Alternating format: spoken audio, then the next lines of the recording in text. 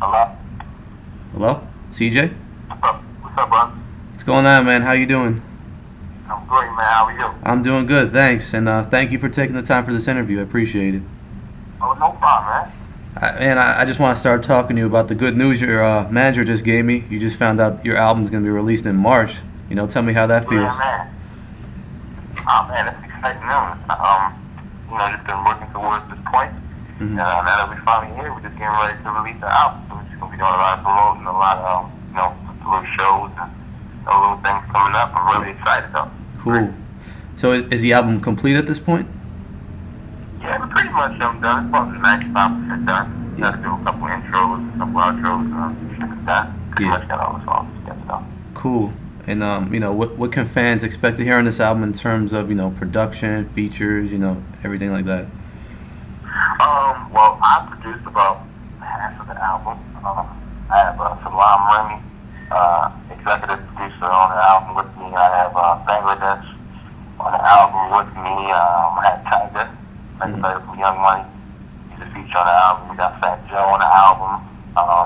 Mario, one of my good friends, that's going to do the album. I got a couple dope things. I don't want to give away everything, but we got some nice stuff.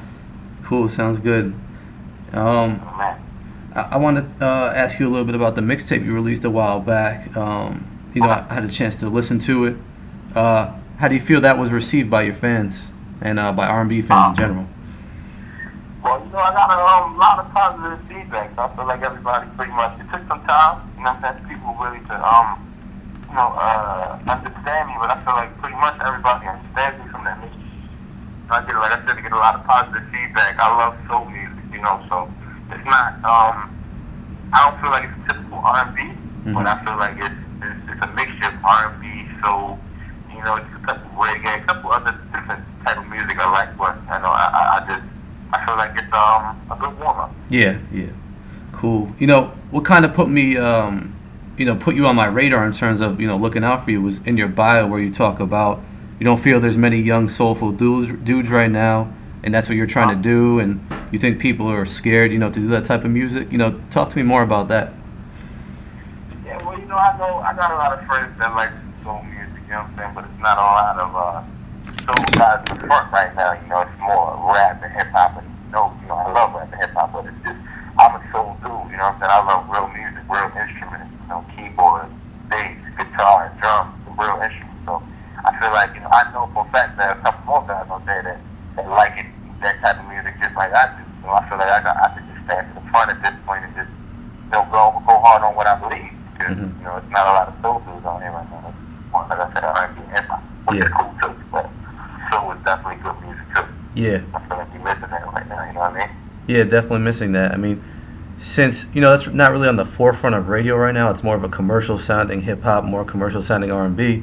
Do you think it will be tough to break through and get portray your sound and get noticed like that? Yeah, I mean it has been tough, you know what I mean? But at the same time, I feel like we're breaking through at this point, and people are really starting to understand my type of music, and I'm finding out, like we said, there are a lot of people out here that like real music and want that real music. So I feel like we're definitely getting progress. Yeah, cool. I want to take it back to the beginning for a minute.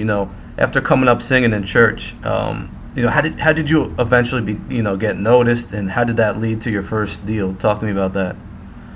Well, yeah, I started off in church. My dad was basically like a preacher in church. And basically what happened is my mom and dad got a divorce. My dad split. I decided to go with my mom. And my mom, she basically just told me, I believe in you, son. You can do whatever you want to do, and I'm going to back you. So I wanted to sing R&B, and I actually, some guys in D.C., actually Genuine saying at the time, they formed a production company called Backwoods Production Company, and they signed me as their first artist. So that's when the industry really started to hear about me. I went to all the record labels, Jive and Tommy Mottola and Sony and J Records. I went to every record label. And actually Tommy Mottola, I signed Tommy Mottola for maybe about 2 months or 3 months. And that deal didn't go. Something happened with Tommy Mottola's record company, so I wound up leaving there. And another guy named Bert, Brandy's ex-husband, he found me. And he was in LA, and we took a trip out to LA. and I saw the Big Bird out there, and then we signed the Capitol Records. And so I wanted to play the Capitol for a couple of years. Mm-hmm. And after that, I ran into Mr. Raphael. They actually working on my album being signed at Capitol Records. I ran into Mr. Saadiq, and me and Stevie just became, great friends. It's like like a father figure to me, big brother figure to me now. So became great friends and started working over there all the time, and that's how we came. He was actually working on his album, and he needed one more song, so I actually came up with the song "Never Give You Up." I produced it, and he walked into the room and he heard the song and he blew out it. So he cut his verse, I cut my verse, we did the hook together, and he called Stevie Wonder and got Stevie Wonder on the track, man. And that was a funny story how that happened, but it happened. So that's how we got the "Never Give You Up" song. And the Capital thing didn't work out, but thank God we got a great song out of it. Like I said, it's a deep song, but we decided to switch labels again after that and wind up at J Records now. J Records picked me up. I'm here now, and everything's great. So we're looking at a release date now, moving forward. Yeah, cool. I mean, do you think you found a home now at J Records? They really understand you, what you're trying to do? I feel like they do understand me. They really understand me as an artist. They understand me as a person, and they understand my music. You know what I'm saying? So I feel like this is a good home for me, and I feel like this is where we're going to do some good work. Yeah, cool. Early on in your career, since you mentioned bouncing around between so many labels, did that ever get discouraging to you? I mean, what was that like? I mean, not really, because I always knew that, like I said, there's people who love real music, and I feel like my music is real. Everybody might not like it, but they will at least understand it's coming from a real place inside of me from house, so it's real music, you know what I mean? And at the end of the day, I connected with a lot of the labels because it was real music, so I didn't feel like it was going to be hard to get to another label. It was just finding the right label that would understand me as a person, like I said, and then, understand everything about me. I feel like Jay's that place, so yeah, I think it's going to be good. Great.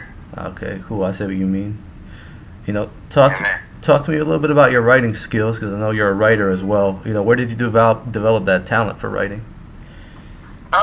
Basically, I'm always working, even when I'm not in the studio working on my album, I'm working on somebody else's album or trying to get a song placed. Like I got a couple placements on Mario's up and coming album, Raphael Saadiq's new album, of course. We got some things coming up on that. So, I'm always writing, like I say, even if it's not on me, working on somebody else, just trying to perfect my craft. Create some new stuff. Cool. I mean, talk to me about the difference between when you're writing for yourself and then when you're writing, for another artist. Is it tough for you to switch gears, or is it just natural? Well, I mean, writing for myself is fun. It's definitely fun because I don't have any boundaries when it comes to writing for myself. Like I just create, whatever I feel for the moment. That's what I do. You know what I'm saying? So, when it comes to other people, you really gotta, listen to their music and hear their voice and, figure out what they like to talk about and what they want to talk about. You gotta write more for that person. But when it comes to me, I just write. You know what I'm saying? It's just a super creative process. Mm-hmm. All right, cool. In your bio, one of your goals is stated as you'd like to, work on production with other artists and help define them, as an artist. Talk to me about, that process, how you work with other artists and how you can, help them along. Well, when I work with other artists, before we even begin the track, really a lot of times I just sit and talk to the person, try to get to understand them, you know what I'm saying, and understand who this person is and what they like and what they don't like. Just kind of chill out and have fun and get to understand the person. Because for me, when I understand the person, then it helps me understand, where they want to go in their music a lot better. You know what I mean? So, it's a fun process. Just getting to learn new people and hang with people and just hang out, chill out, and then put all that into the music. It's a fun process. So that's pretty much what I do when I work with other artists. Yeah, definitely. I was also reading you play a bunch of instruments. Tell me some of the instruments you play, and when how you took an interest in learning each of these. I play bass, guitar, drums. I actually know how to play bass from Raphael. Yeah. Okay. Like I said, I hung over there for maybe about 4 years, so just seeing him play bass and guitar every single day, kind of just picked it up and started, he started showing me some things. So I learned how to play little things on my record. I'm not the best player yet, but I'm still learning. I can play enough to play on any of my records. I play drums. I've been playing drums since I've been in church, since I started off in church singing. I've been playing drums maybe since I was about 10, 11. Playing piano since I was about 10, 11. Same age. My dad used to have like a little gospel group, actually. I started off playing with them, going to different churches and different little events and playing with them. So I've always been playing piano pretty much all my life. Yeah. Actually, my mom told me a funny story. When I was 2, I had a piano. My dad would have a piano in his room all the time, and she said I would never bang on the piano. I would always try to play. Mm-hmm. So I guess that means I've been playing piano since I was 2. Nice. Cool. Yeah, but I play pretty much every instrument. You know what I'm saying? I want to learn how to play violin, actually. I think that's a beautiful instrument. Oh, wow. But it sounds incredible, so I'm trying to pick that up now. Yeah. Just pretty much keep learning, man. I like to keep enhancing on everything, you know what I mean? Never stop learning, really. Yeah. Oh, cool. I mean, I think that's rare these days, especially for artists coming up, you know, the musicality of it, instruments and all that. Do you feel that's missing these days in R&B and music? Absolutely. Absolutely. I feel like it's coming back, you know what I'm saying, with the Kanye. I love Kanye's new album, you know what I'm saying, that's all I listen to, and he has a lot of different instruments. So I was listening to for the past 2 weeks, man. I'm in love with his album. Mm-hmm. I feel like that's progress, like I said, for us musicians, you know, soul guys and soul females out here. I feel like that's just progress for something like that musical to be in the mainstream now. It's just, you know, we're getting back to, I feel like we're getting back to the music now. Yeah, I agree. Talk to me about some artists you'd like to work with in the future, if you could. I want to work with, me and Marsha Ambrosius. Mm-hmm. We work together. Chrisette Michelle, I like to work with her. J. Cole, I'm trying to get in with him. Who else? Mario, like I said, we got some things coming up. Who else do I like? Drake. I like Drake. Man, I think Drake is dope. Mm-hmm. I mean, so I like to work with Drake. Maybe Lil Wayne. Like I said, I like hip hop too. Yeah. I just would like different type stuff with some real music. You know what I'm saying? See what happens if we can do stuff like that. Yeah. Cool. You know, besides, you know, working on, you know, pushing with your album right now, are you currently, you know, working with any other artists behind the scenes writing or producing, or is it just you're focusing on the album right now?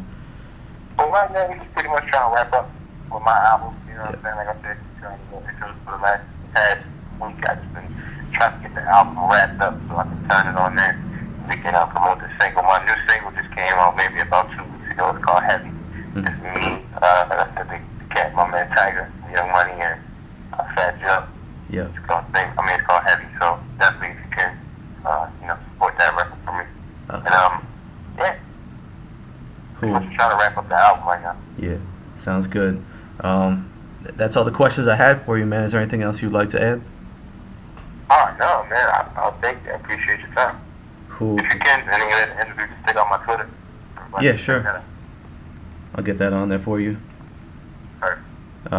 Man, thanks so much, CJ. You know, I wish you the best of luck in the future, and I'm going to continue to do what I can to support you. Thanks, man. I appreciate it, bro. All right, no problem, man. Take care.